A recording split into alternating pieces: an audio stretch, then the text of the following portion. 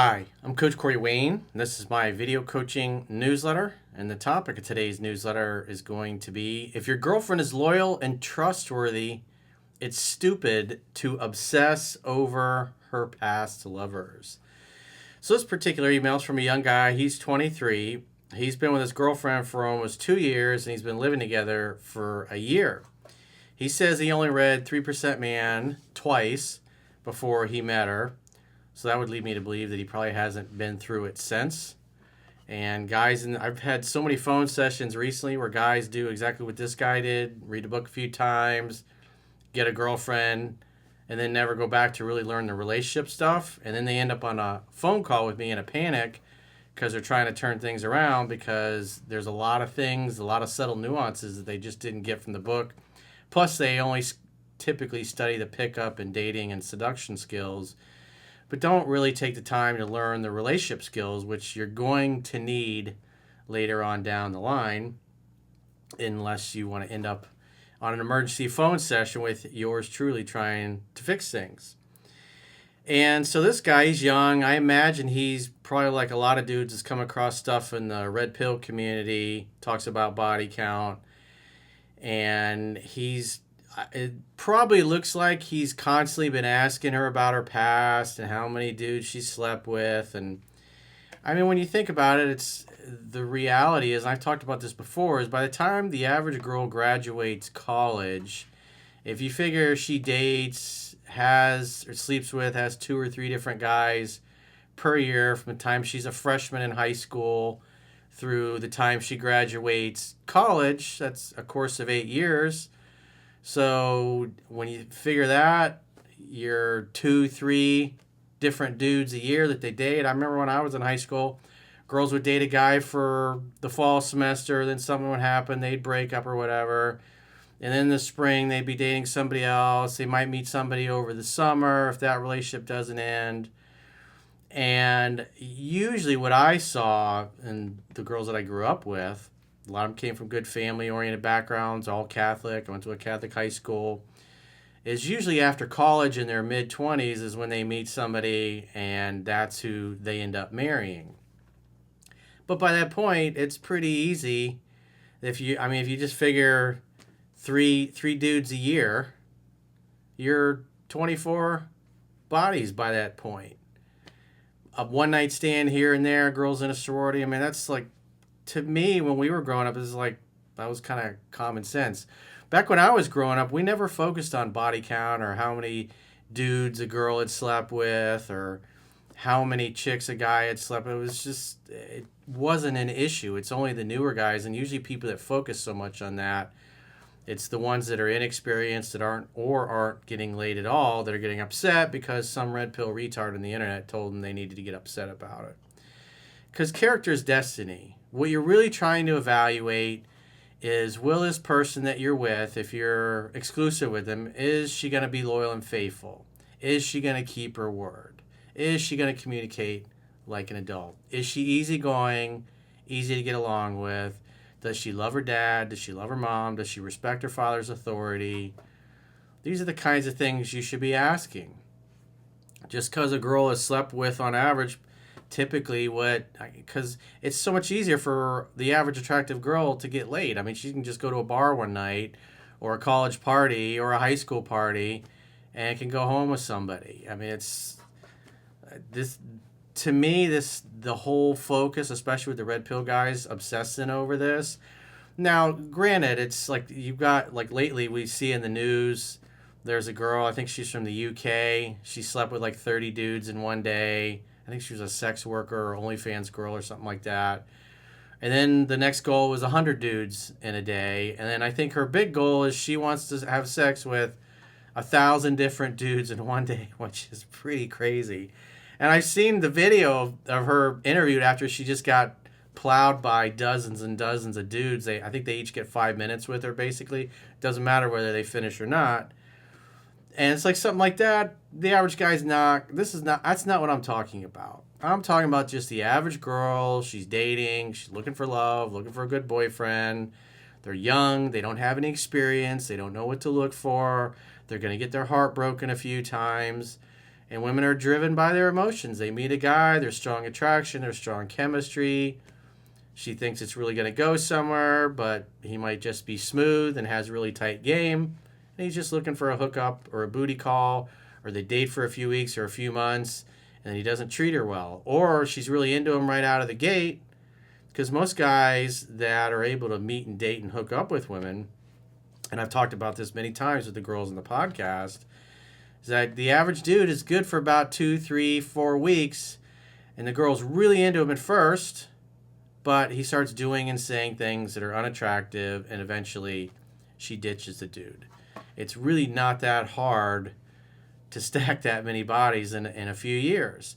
And if you're going to obsess over it and talk about it, it's not a good conversation. It's not going to help your relationship. What you really need to know is, when she's been in a relationship, was she loyal and faithful? Did she come from a family where her parents demonstrated loyalty and faithfulness and honored their commitments? Or was there a bunch of lying and cheating and multiple partners and multiple affairs going on in the family? Because whatever is modeled for them at home when they're growing up is typically what they're going to aspire to, and that's the value system that they're going to adopt. And so you really got to take it on a case-by-case basis. The odds of you finding a girl in your 20s who's a virgin, never kissed a guy, I mean, that hardly ever happens. Those didn't really exist by the time we graduated high school. Most of the girls had boyfriends. They were already sleeping with guys. And it's just not something we really focused on or thought it was that big a deal. Now, nobody wants to be with the town bicycle or like the OnlyFans girl that's going to sleep with 1,000 dudes in one day. That's not what we're talking about here. We're just talking about the average, regular girl that dates 2 to 3 dudes a year, hooks up, again, because guys are good out to shoot. They're good for 2 or 3 weeks. The girl's thinking, wow, this is going to turn into something. Might be my next boyfriend. And then 3, 4 weeks into it, he's completely turning her off. And then she doesn't want to date him or sleep with him anymore. And then she meets another guy. And she's only going to get serious with a guy that's able to maintain her attraction and grow it and get her to fall in love. That's just the reality of the situation. And so this particular email that I got here, they're living together. And so what's interesting is that he it looks like, again, he just keeps asking her about it.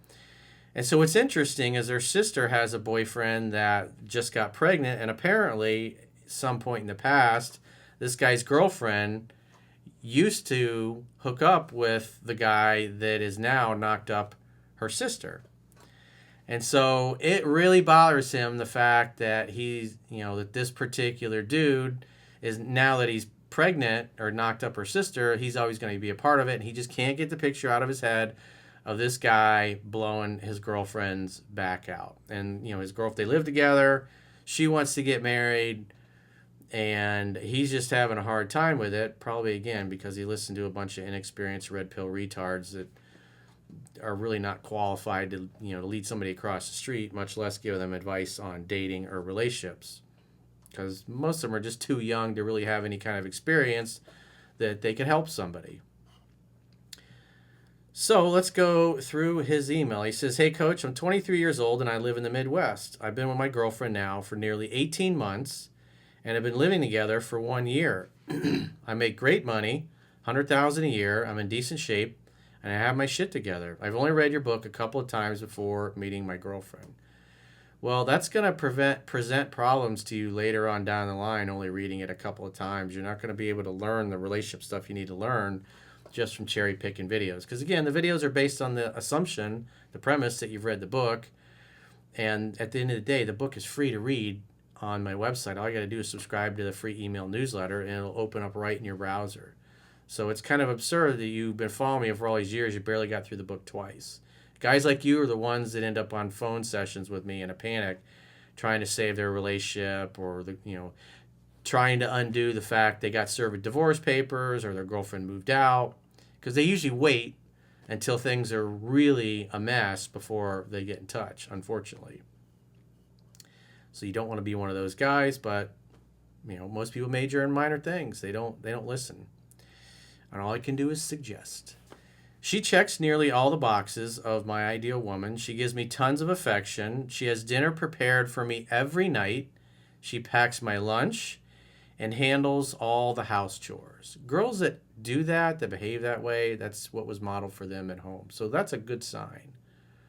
Every night, and she makes his lunch every day. That's a good girlfriend. I'm her king, and she treats me like it 365 days a year. We've been on a few vacations together, have made great memories, and have a great sex life. She reaches climax every single time. She's a great partner. Well, that's what you're doing. Your character is destiny, and in this period of time, you're trying to vet her. Can you trust her? Is she loyal? Is she faithful? What was modeled for her at home? Those kinds of things. Things that have bothered me since I found out roughly 1 year ago is her promiscuous past during her teenage years, 25 to 30 plus bodies. It's like, whatever. Again, the only thing that really matters, what if she had one boyfriend the whole time, but she was cheating on him and he was cheating on her? You think you're going to be different and she's going to be loyal and faithful to you? That's what you got to vet for. You got to vet for her character. That's the most important thing. Because just because she's a virgin or has only had a handful of boyfriends doesn't mean she's going to be loyal and faithful to you. And that's what gets pushed by a lot of these red pill retards, is they think, oh, just a low body count means that she's the perfect girl. Or if she's a virgin, she's the perfect girl. Or I'll go overseas and get a girl with a low body count, and I'll bring her back to the States and marry her, and she'll be loyal and faithful to me. And they don't ever bother vetting for character. They just look at the body count and think, well, that's it. That's absurd.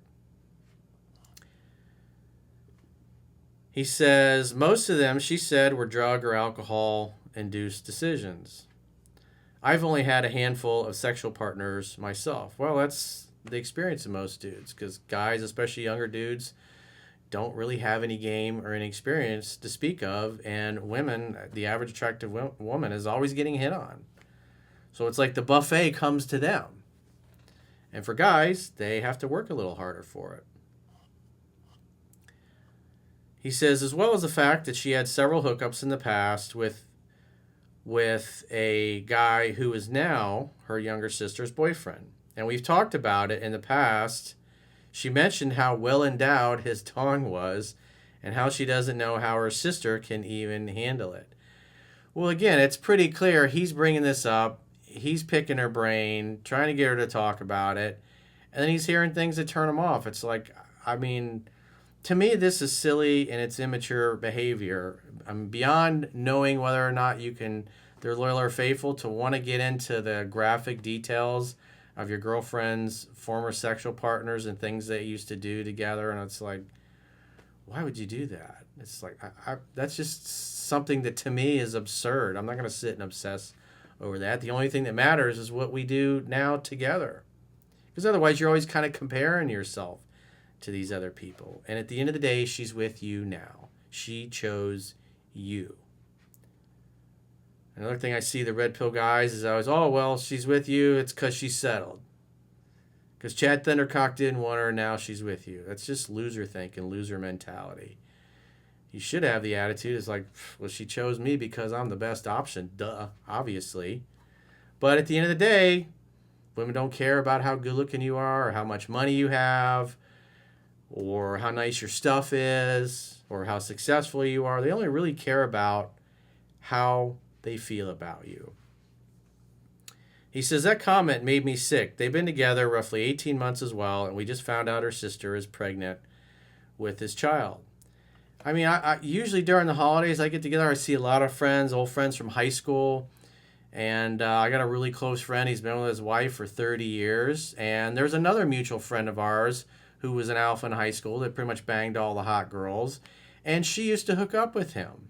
And sometimes we see this guy, and now this guy, he's still fit, he's still in shape, and he's banged a lot of girls, but he's been married 4 or 5 times. He's extremely wealthy. He's done really well after high school, and he makes way more money than my buddy does, who is married to her.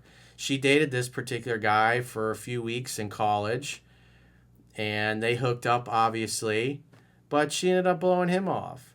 And he also dated a girl, a sister of a girl that I used to date.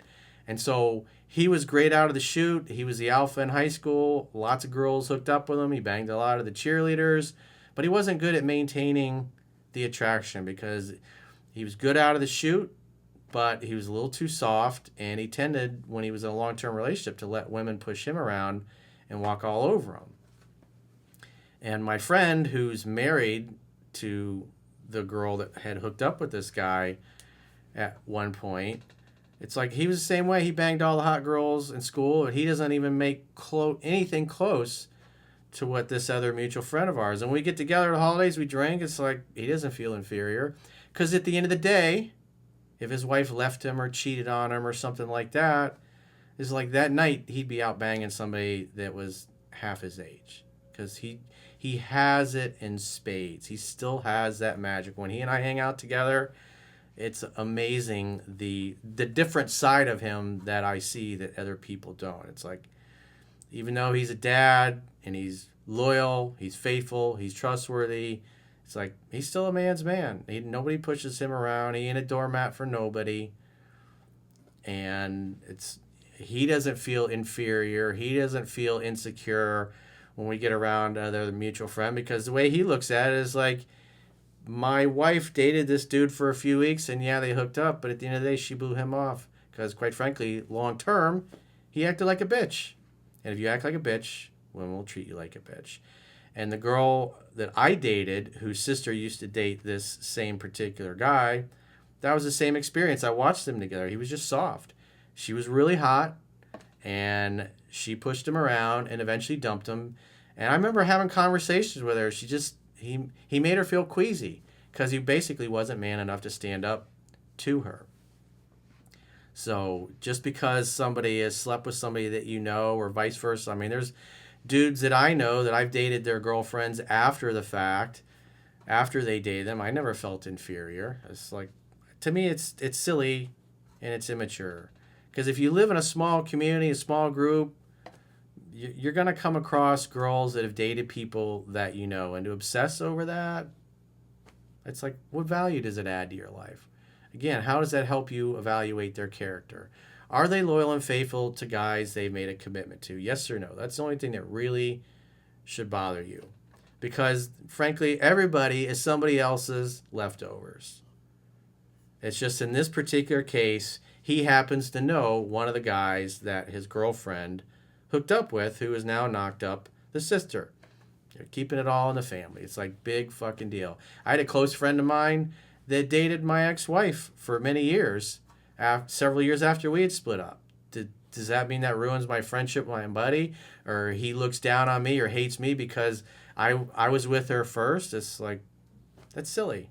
It's just childish. It's immature. If you love your family, you love your peers, you love your former girlfriends, you love your friends that may have dated them, you want them to be happy. That's what love really is. If you love somebody, you want them to be happy, even if it's not with you.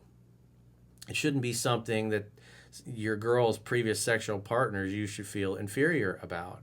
Because if you do, if you feel insecure about that and she sees that, that's really unattractive. And it's not going to be helpful to your relationship. So even if it bothers you, it's better if you keep it to yourself.